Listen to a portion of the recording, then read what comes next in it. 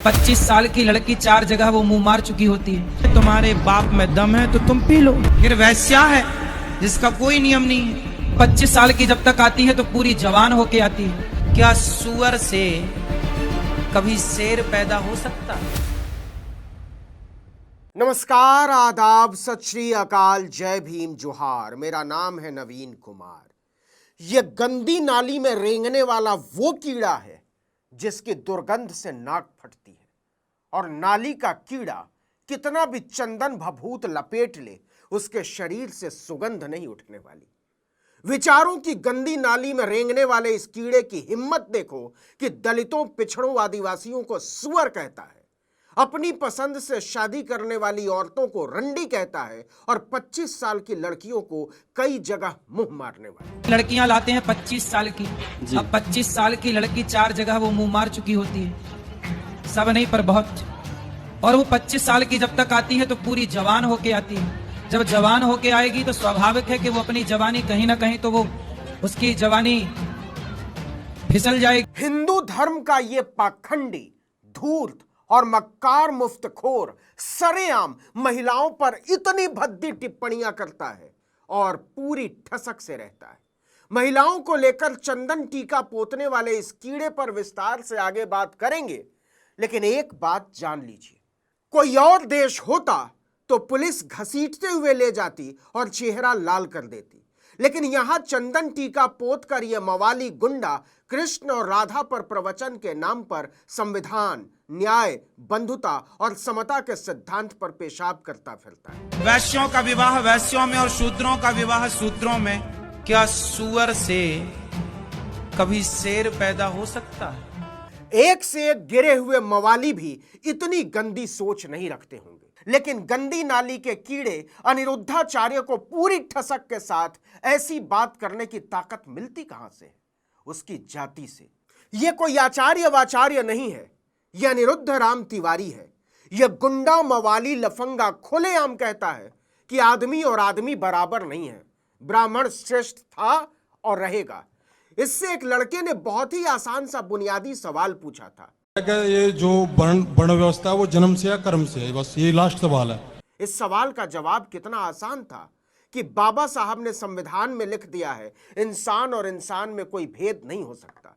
बाकी सारी बातें बकवास हैं, लेकिन यह कितना गंदा आदमी है इसका अंदाजा आपको इसके जवाब से लग जाएगा। अच्छा ये बताओ, आम जन्म से आम है कि कर्म से, मीठापन से आम है?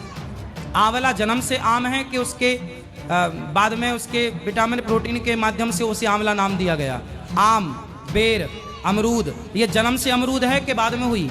गंदी नाली के इस पाखंडी कीड़े को आम और इंसान में, अमरूद और इंसान में, बेर और इंसान में कोई फर्क समझ में नहीं आता, और इसकी तमाम गंदगी को दरकिनार करते हुए भक्त कहता ये नाम बाद में दिए तो ये मवाली उसकी खिल्ली उड़ा। आम, बेर, अमरूद, ये जन्म से अमरूद है कि बाद में हुई? बाद में। हाँ बताओ। ये लंपटाचार्य यही नहीं रुकता, साफ कहता है कि देखो ब्राह्मण तो ब्राह्मण ही रहेगा, और दलित, पिछड़े, आदिवासी जन्म के आधार पर उसके नीचे थे, हैं और रहेंगे। आम, बेर, अमरूद, ये जन्म से अमरूद है कि बाद में हुई? बाद में। हाँ बताओ। आम जन्म से आम है कि बाद में आम हुआ? जन्म से ही आम है वो तो। हाँ, और क्या? वो तो उसी प्रकार जन्म से ब्राह्मण ब्राह्मण, जन्म से क्षत्रिय क्षत्रिय, जन्म से वैश्य वैश्य, जन्म से शूद्र शूद्र है। आपको लग सकता है कि ये लंपटाचार्य इतना ही तो कह रहा है कि जातियां जनजात हैं और उनका अतिक्रमण नहीं किया जा सकता, लेकिन जैसे ही बेटियों की बात आती है ये अपनी गंदी सोच की लंगोट उतार कर भी फेंक देता है। वैश्यों का विवाह वैश्यों में और शूद्रों का विवाह शूद्रों में। क्या सुअर से कभी शेर पैदा हो सकता है? फिर वैश्या है। मैं ऐसे ही इसे गंदी नाली का कीड़ा नहीं बोल रहा हूं, यह खुलेआम अंतरजातीय विवाह करने वाली महिलाओं को वेश्या बोलता है, और इसी के साथ दलितों को, पिछड़ों को सुअर कहता है। लेकिन नाली के इस गंदे कीड़े की बजबजाती हुई सोच का अगला हिस्सा सुनिए। क्या सुअर से कभी शेर पैदा हो सकता है? फिर वैश्या है जिसका कोई नियम नहीं है, और तुम अच्छे घर की बहू बेटी हो, कल को तुम मां बनोगी।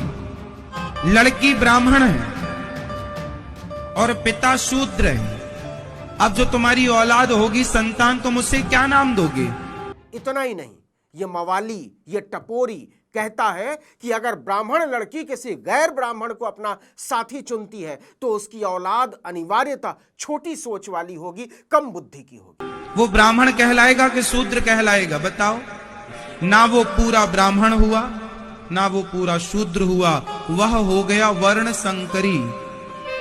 वर्ण संकरी का मतलब विचारों की संकीर्णता, छोटे विचार वाला, छोटी बुद्धि वाला।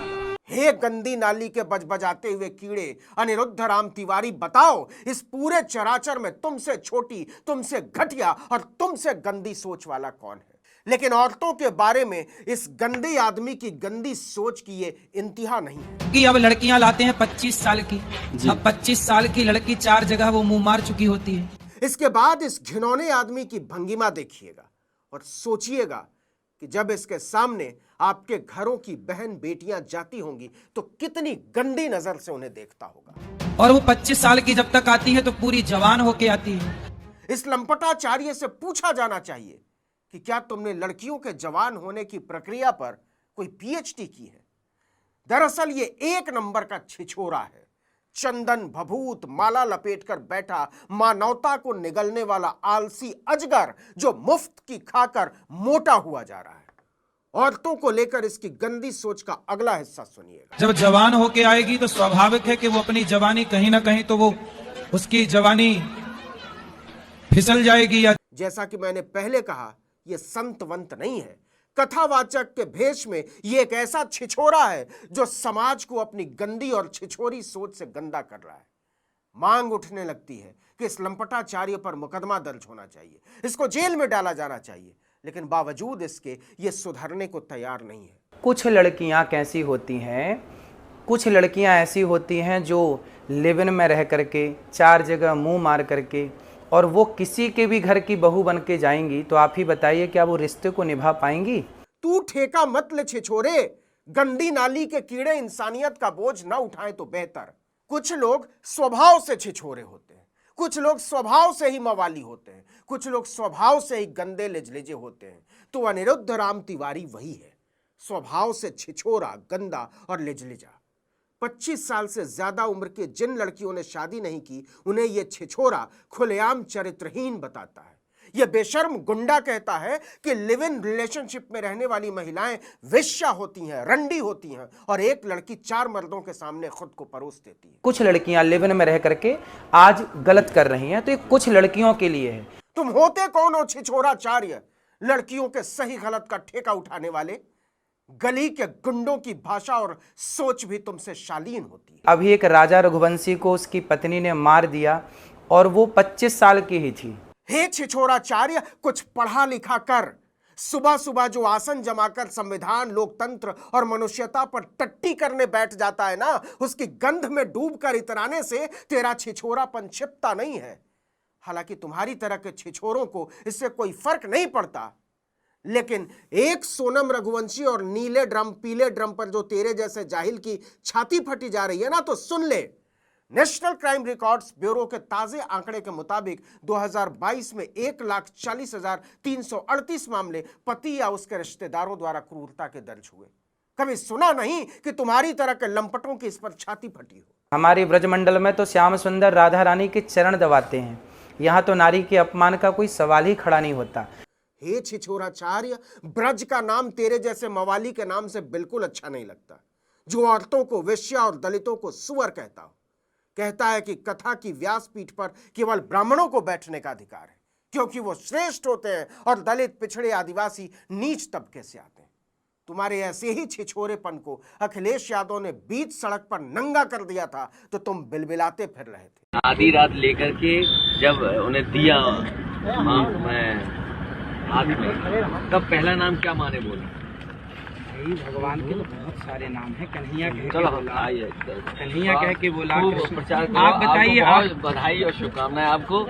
बस यही हमारी आपका रास्ता लगला हो गया, ठीक है? इसीलिए शुद्ध मत कहना कभी नहीं, देखिए जानकारी कर लेना।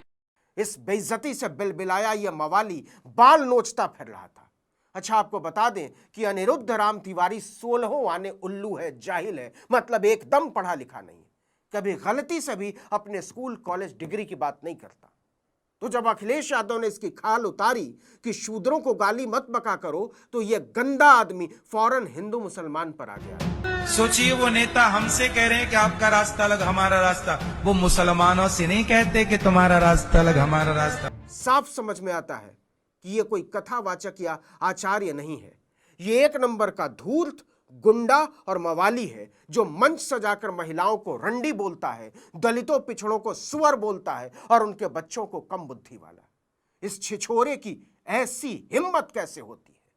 चलते चलते आपको बता दें कि यह कहता है सुंदरता महिलाओं के लिए दोष है और सीता व द्रौपदी जैसी पौराणिक महिलाओं को उनकी सुंदरता के कारण कष्ट झेलना पड़ा।